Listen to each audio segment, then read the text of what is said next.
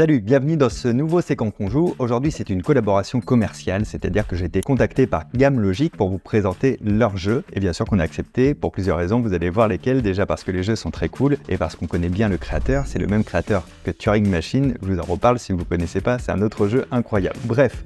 4 jeux qui sont dans le même état d'esprit. Là, je vous les ai rangés dans l'ordre de difficulté. Il y a Birds, Hotel, Jungle, Candies. Je vais vous expliquer comment ils fonctionnent, l'intérêt de ça, et je vais vous faire des démonstrations pour chacune de ces 4 boîtes avec un niveau plutôt simple et un niveau, on va dire, intermédiaire. Les fondamentaux pour ce jeu sont les mêmes pour les 4 boîtes. À chaque fois, c'est un jeu où à l'intérieur, on va retrouver des cartes qui sont des sortes d'énigmes de logique, un petit matériel pour les résoudre avec des consignes, et quand on a fini de résoudre, on a juste à retourner la carte pour voir si c'est validé ou pas. C'est des jeux de logique soi-disant pour enfants, parce qu'en fait, avec des difficultés intermédiaires et avancées, c'est assez éclatant pour les adultes, vous allez voir, et assez addictif. C'est vraiment comme une appli de téléphone. Tu commences une carte, tu dis tiens, je fais 5 cartes, ben non, en fait, t'en fais 10, parce que vous allez voir aussi qu'il y a un bon stock à chaque fois. C'est à partir de 7 ans, ça peut se faire à une personne, mais on peut aussi jouer à plusieurs personnes. C'est l'intérêt, on peut aussi avoir un adulte qui joue avec un enfant pour l'aider à développer son sens logique de raisonnement. Les dessins sont incroyables à chaque fois, il y a 4 dessinateurs différents, vous les voyez juste ici. Et donc le créateur, c'est Johan Levé. À chaque fois. Je vous disais que Johan Levé, c'est donc le créateur de Turing Machine, qui est un jeu vraiment fou, basé sur un algorithme. C'est à la fois complexe et accessible, mais là c'est vraiment pour adultes. Mais je retrouve en fait de cette énergie-là créative de Johan Levé à l'intérieur de ces 4 jeux, puisque chacune des cartes est basée sur un système très malin. En gros, la carte à l'intérieur, vous n'allez pas le sentir, elle contient un algorithme qui lui permet d'avoir une solution unique qui se trouve au dos de la carte, et chaque indice sur la carte est nécessaire et important pour trouver la solution. Il n'y en a pas en trop, il n'y en a pas qui manquerait. Que ce soit dans l'ordre des jeux que vous allez voir, la difficulté est progressive, et également dans les decks de cartes. Il n'y a pas un mur de difficulté quelque part. Tout est fabriqué en France, ça fait extrêmement plaisir. Et on va commencer avec Birds, et vous allez voir qu'en plus d'être fabriqué en France, il n'y a pas de plastique dedans, ça aussi ça fait plaisir. Alors on va enlever aussi le petit logo collaboration commerciale, vous avez compris le principe, c'est eux qui nous ont contactés pour une rémunération pour parler de leur jeu, et nous on a accepté parce que les jeux sont très cool, ils sont malins et en plus ils sont jolis. Quand on ouvre la boîte, à l'intérieur on a un livret de règles, en fait c'est juste une page, recto verso, les consignes de base et les indications qui vont me permettre d'interpréter les indices. Les 60 cartes énigmes, je les pose sur le côté, des petits oiseaux de toutes les couleurs, et on va s'attaquer à la 8e pour que vous compreniez juste le principe. En haut, j'ai le jaune, le rouge et le bleu. Ils sont pas dans le bon ordre, ça veut dire que c'est les 3 oiseaux que je vais utiliser lors de cette partie. Cet indice-là, ça m'indique quelque chose qui sera valable pour toutes les autres cartes, et j'ai le petit rappel à côté, ça veut dire que l'oiseau jaune n'est pas tout à gauche ou tout à droite.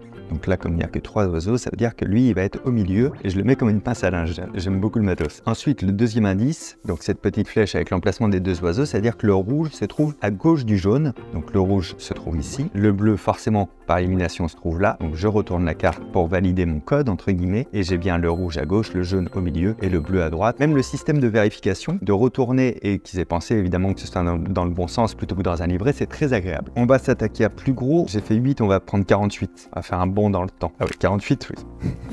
Il y a tous les oiseaux. On commence, là au moins en tout cas c'est ma strat, par les choses qui sont sûres et certaines. Je suis sûr d'un truc, c'est que le rouge, il est en 3e position en partant de la droite. Ces 2 indices-là, ça veut dire que l'oiseau jaune est ou tout à droite ou tout à gauche, et l'oiseau violet, c'est pareil, tout à droite ou tout à gauche. Le 2, je vais les mettre de côté. Ensuite, je sais que le vert est amoureux. Moi, je dis que le vert est amoureux du rose, ça veut bien dire qu'ils doivent être adjacents. Le bleu, j'ai aucun indice dessus, et je sais juste que le rose ne sera pas en 2e position. Mais le rose est forcément à gauche du violet. Il est plus à gauche en tout cas, ça ne veut pas dire qu'il est collé au violet, mais il est plus à sa gauche. Pour être plus à la gauche du violet, le violet ne peut donc pas être complètement à gauche, donc il va être à droite. Donc là, ça me permet en toute logique de mettre le jaune complètement à gauche, puisque le jaune était soit tout à gauche, soit tout à droite. Ensuite, je sais donc que ces 2-là doivent être adjacents, mais l'indice numéro 1, je ne l'ai pas utilisé. Je sais que lui ne peut pas être en 2e position, donc je vais le mettre.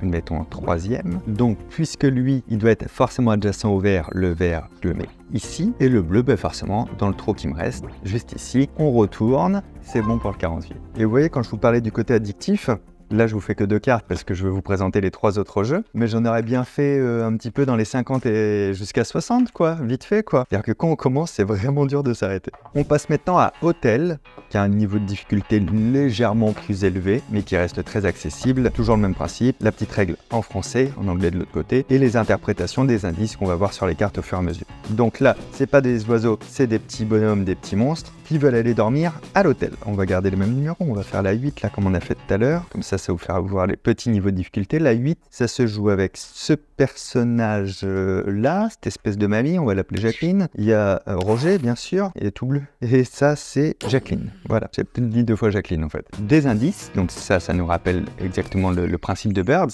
au départ. Il n'y a personne au niveau de la chambre rose, parce que c'est ça, hein, le but de mes monstres, c'est qu'ils doivent être chacun dans la bonne pièce. Donc il n'y a personne dans les roses. Ces deux-là, ça veut dire qu'ils doivent être l'un au-dessus de l'autre dans l'ordre qu'il y a là. Et la case orange, qu'on voit ici grossie, avec un seul cercle, ça signifie qu'il y a exactement un monstre ici. Donc s'il y a un monstre ici, c'est forcément pas le bleu et pas le orange, puisque eux deux, ils doivent être l'un au-dessus de l'autre. Donc je mets Jacqueline, et si eux deux doivent être l'un au-dessus de l'autre, ça donne ça, on vérifie. Je vous les mets à plat, mais ça c'est juste pour que vous les voyez bien à la caméra du dessus. On retourne, et on les a bien dans le bon ordre. Jacqueline, Jacqueline et Norbert, Roger, parce que je sais plus les noms que j'ai donnés. On va se faire un plus haut niveau de difficulté, on va aller taper dans le 48 comme tout à l'heure. 1, 2, 3, 4, 5, 6, donc là j'ai tous les monstres de nouveau. Alors ça veut dire quoi? Ça veut dire que le monstre vert est tout seul à son étage. Ça c'est un indice très clair, ça veut dire que le mammouth, il est chez les roses. Et je sais que chez les roses, il n'y a pas Jacqueline Bis. Et Jacqueline Bis, elle est au-dessus de la méduse, donc ça veut dire par déduction que la méduse, elle ne peut pas être tout en haut, elle est dans un des 3 là, et elle sera toute seule à son étage, donc je sais qu'elle n'est pas là, donc la méduse, elle est ici ou ici. Lui, il est au-dessus de elle, et donc quoi qu'il arrive, lui est plus haut que lui. Donc là, on peut faire aussi un petit peu de test. Il peut y avoir plusieurs monstres par étage, hein, évidemment. On vérifie si tout fonctionne. Chaque indice a vraiment une importance. Lui, il est bien en dessous de lui, c'est bon. Elle est bien toute seule, c'est bon. Lui, il est bien dans la chambre rose, c'est bon. Elle n'est pas dans la chambre rose, c'est bon. Elle est bien au-dessus d'elle, c'est bon. Et lui est bien au-dessus de lui, c'est bon. On retourne. C'est tout bon. Donc vous avez vu, on le pressent un poil plus compliqué que Birds, mais pas beaucoup plus quand même, et très chouette, très agréable, et à chaque fois, au fur et à mesure des difficultés, on se dit non mais là il me manque un truc, enfin c'est pas possible, et en fait si. Dans le jungle, on passe là une petite étape en difficulté, c'est pareil, c'est très léger. On va récupérer le principe topographique qu'il y avait dans Hôtel, où on avait les 4 chambres, sauf que là, on a 8 cases, ce sont des zones, des territoires dans lesquels les animaux doivent être déposés, sachant que le lac n'est pas compté comme un territoire. Voilà ce que ça me dit. Ça me dit que le tigre, il est dans lui ou lui. Donc je peux le poser comme ça pour le faire chevaucher. Le tigre et l'éléphant sont l'un au-dessus de l'autre. Et ça me dit aussi, avec la croix rouge de négation, que l'éléphant n'est pas là. Donc, puisqu'ils sont l'un au-dessus de l'autre et que l'éléphant n'est pas là et que le tigre est dans l'un des deux, le tigre est là, l'éléphant est là, on retourne, c'est incroyable.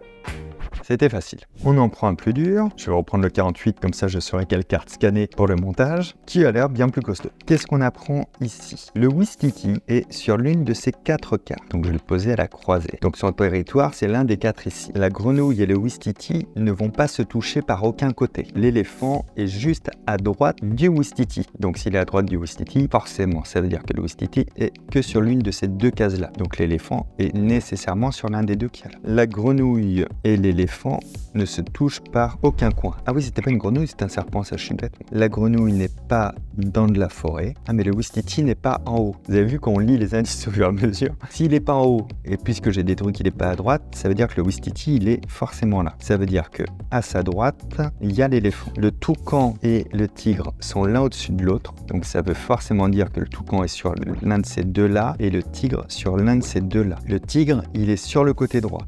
Donc forcément, je vais placer le tigre ici, et le toucan, je le mets là. Par diagonale, elle ne touche pas l'éléphant et qu'elle n'est pas dans la forêt, donc elle est forcément là. Et enfin lui, le serpent n'est pas adjacent au Ouistiti, donc il est censé être là. Ça, c'est mon hypothèse, maintenant je la vérifie. Est-ce que le Ouistiti est bien dans l'une de ces 4 cases? Oui. Est-ce que le serpent et le Ouistiti se touchent par un côté adjacent? Non, donc c'est bon. Est-ce que le Ouistiti est bien à gauche de l'éléphant? Oui. Est-ce que la grenouille ne touche pas l'éléphant par un point? Oui. Est-ce que la grenouille n'est pas dans la forêt? Oui, c'est bon. Est-ce que le Ouistiti n'est pas dans l'une des 2 cases du haut? Oui, c'est bon. Est-ce que le toucan est au-dessus du tigre? C'est bon. Est-ce que le tigre est dans la partie droite? C'est bon. C'est ça que j'aime bien avec ces jeux de logique, c'est qu'il n'y a vraiment qu'une seule réponse possible. Si tout est bon, j'ai forcément bon. Drop the mic. Et enfin, le plus dur de la gamme. Alors le plus dur, on s'entend, c'est toujours à partir de 7 ans. C'est pas extrêmement dur, mais si on a un peu l'habitude des jeux de logique, on va encore plus aimer celui-ci parce qu'il n'y a pas vraiment d'indices pour nous guider à l'intérieur. Ça ressemble à plusieurs jeux vidéo très connus. Vous allez voir, ça s'appelle Candies. Et moi, j'ai clairement eu un crush pour cette version. Rob the Mic. Ici, vous avez les règles, donc c'est assez simple à comprendre puisque là, il n'y a pas de système d'indice. Il y a bien les niveaux de difficulté, évidemment. Pour un niveau facile pour commencer, ici, dans la zone rose, il y a les pièces que je vais devoir utiliser. Je vais devoir les utiliser pour les poser sur le fond de la boîte, donc je peux les recouvrir. Je ne suis pas obligé d'ailleurs d'être sur le bon sens, je peux les tourner. Je ne les retourne pas complètement, évidemment, il n'y a rien derrière. Et mon but final, c'est d'obtenir la même représentation, donc les mêmes victoires que ce que j'ai sur ma petite carte là d'énigmes, à savoir là, c'est 4 fois ce gâteau ici dans cette colonne, avec 3 fois l'espèce de berlingot à côté et 3 fois le berlingot vert en dessous. Là, je peux mettre lui ici, ça me permet d'avoir les 3 berlingots comme ça, lui c'est bon. Il me faut un quatrième en bas, il m'en reste plus qu'un comme ça, donc je peux le mettre que comme ça. Ah non, je peux le mettre comme ça. Et comme ça, j'ai bien l'étoile ici qui vient recouvrir. Et ensuite, lui pour les 3 berlingots, ça c'est bon. Et enfin pour lui, ici, comme ça. On compare, donc on retourne comme d'habitude. Et là, c'est assez bien expliqué. Il suffit de suivre les contours pour repérer les pièces et voir qu'on les a mis au bon endroit. Évidemment, c'était la 8/60. C'est toujours plus facile, donc on va aller chercher la 48. Ah ouais. Là, j'avoue que je suis un petit peu étonné parce qu'il n'y a que 2 choses à prendre et que 2 choses à réaliser sans le plan initial comme on avait dans les premières cartes. Donc ça semble facile, j'imagine que ça l'est pas du tout. Donc là, il faut que je fasse une ligne de jaune et une ligne de bleu. Elles sont représentées horizontalement, mais on peut les retrouver verticalement après dans mon tableau. L'important, c'est d'avoir 2 lots de 3 d'affilée. A priori, là, le jaune, il n'y a que là que je peux le poser. Je vois pas comment autrement. J'ai peut-être pas trouvé si dur celui-là, ou alors j'ai eu un coup de bol, mais là, j'ai une ligne de 3 jaunes, 3 bleus. Eh ben non, mais c'est bon. Eh ben c'est tout. Écoutez, j'ai eu un flash, j'ai eu un éclair de génie. Ces jeux, vous allez les trouver dans tous les revendeurs de jeux, votre boutique préférée près de chez vous. Évidemment, ça doit se trouver également en ligne. Je vais vous mettre des liens dans la description et un lien. Ils ont un site de défi logique où tous les jours, ils proposent un défi quotidien. Donc, une énigme logique comme ça à résoudre directement en ligne. C'est très cool, ça peut être un petit rituel. Donc, les jeux sont édités par Banquise, distribués par BlackRock et toute la gamme logique. C'est des très bons jeux pour s'initier déjà aux jeux de logique. Je trouve qu'au niveau du format, de la durée de vie aussi et de ce que ça apporte pour y jouer en famille ou tout seul, c'est un excellent cadeau de Noël. Voilà, du coup, ça devient une recommandation de Noël. J'espère que ça vous a plu. Merci d'avoir regardé cette vidéo. Merci à Banquise et à BlackRock de nous avoir proposé de présenter leur jeu en partenariat avec eux. Ça nous a bien fait plaisir. Moi, je les garde pour moi, ceux-là, parce que j'ai pas encore fait les 240 cartes et je vais les faire, c'est sûr. À très bientôt, ciao.